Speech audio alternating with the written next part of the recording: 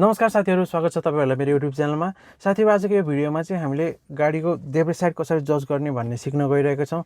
यदि तपाईहरु चाहिँ भर्खर गाडी चलाउन सिक्दै हुनुहुन्छ भने चाहिँ अब अभियस कुरा हो कि हैन, गाडीको जजमेन्ट गर्न एकदम गाह्रो नै हुन्छ। त्यसैमाथि तपाईहरु अझ झन् भन्ने हो भने दाहिने साइडको जजमेन्ट भन्दा देब्रे साइडको जजमेन्ट चाहिँ धेरै गाह्रो हुने गर्छ। र यो भिडियोमा चाहिँ मैले तपाईहरुलाई एउटा सामान्य ट्रिक सिकाउन गइरहेको छु, जसको मद्दतले चाहिँ तपाईहरुलाई अब देब्रे साइडको टायर कहाँ छ भनेर जज गर्नलाई चाहिँ धेरै मद्दत गर्छ। तर अब साथीहरु, यो ट्रिक नै सबै कुरा होइन। तपाईले गाडी जति प्र्याक्टिस गर्दै जानुहुन्छ नि, प्रपर तपाईको गाडीको जजमेन्ट थाहा हुँदै जान्छ।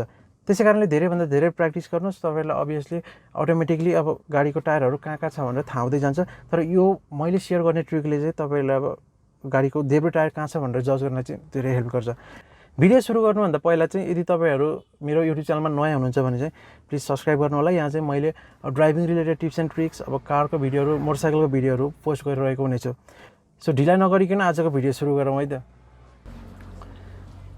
साथीहरु, गाडीको देब्रे साइड जज गर्ने सबैभन्दा सजिलो तरिका भनेको चाहिँ तपाईहरुले यो गाडीको ड्यासबोर्डको सेन्टर पोइन्ट रेफरेन्स लिनुस् र सेन्टर पोइन्ट हामीले अब यो आँखाले हेर्दाखेरि सेन्टर पोइन्ट जहाँ देखिन्छ नि त्यसको ट्याक्क तलपट्टि चाहिँ गाडीको अगाडिको टायर हुन्छ।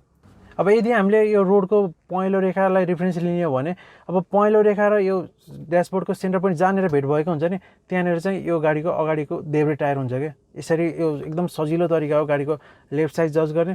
तर साथीहरु, फेरि पनि म तपाईहरुलाई भन्छु कि अब तपाईहरु गाडी प्र्याक्टिस गर्दै जानुहोस्, जति धेरै चलाउनुहुन्छ त्यति नै तपाईलाई गाडीको जजमेन्ट एकदम थाहा हुँदै जान्छ। र यो चाहिँ एकदम सिम्पल ट्रिक थियो।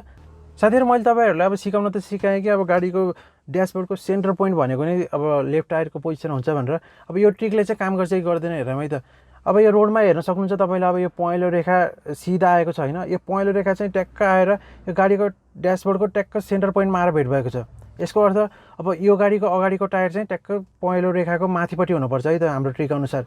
हाम्रो ट्रिक अनुसार मिल्यो कि मिलेन है त, गाडीबाट झरेर हेर्छु म।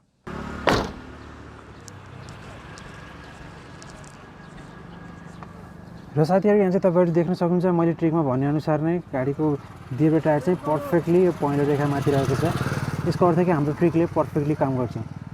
अब देखिहाल्नु भयो साथीहरु हैन, ट्याक्क हाम्रो अगाडिको टायर चाहिँ पहेँलो रेखाको पर्फेक्ट माथि बसिरहेको रहेछ। यसको अर्थ कि हाम्रो यो ट्रिकले एकदम राम्रोसँग काम गर्छ। तर यो ट्रिक नै सबै कुरा हैन, तपाईहरु गाडी चलाउँदै जानुस्, जति प्र्याक्टिस गर्दै जानुहुन्छ त्यति नै तपाईहरुलाई अब जजमेन्ट पर्फेक्ट हुँदै जाने हो हैन। त्यसैकारणले प्र्याक्टिस भनेको एकदम महत्त्वपूर्ण छ। र आशा गर्छु यो ट्रिकबाट चाहिँ तपाईहरुले केही कुरा सिक्नुभयो होला। यदि सिक्नुभयो भने चाहिँ भिडियोलाई लाइक गर्न नबिर्सिनु र यदि च्यानलमा नयाँ हुनुहुन्छ भने चाहिँ प्लिज च्यानललाई सब्स्क्राइब पनि गरिदिनु होला। भिडियो हेरिदिनु भएकोमा धेरै धेरै धन्यवाद। भेट्नेछु तपाईहरुलाई अर्को नयाँ भिडियोमा। Until then, drive safe and take care.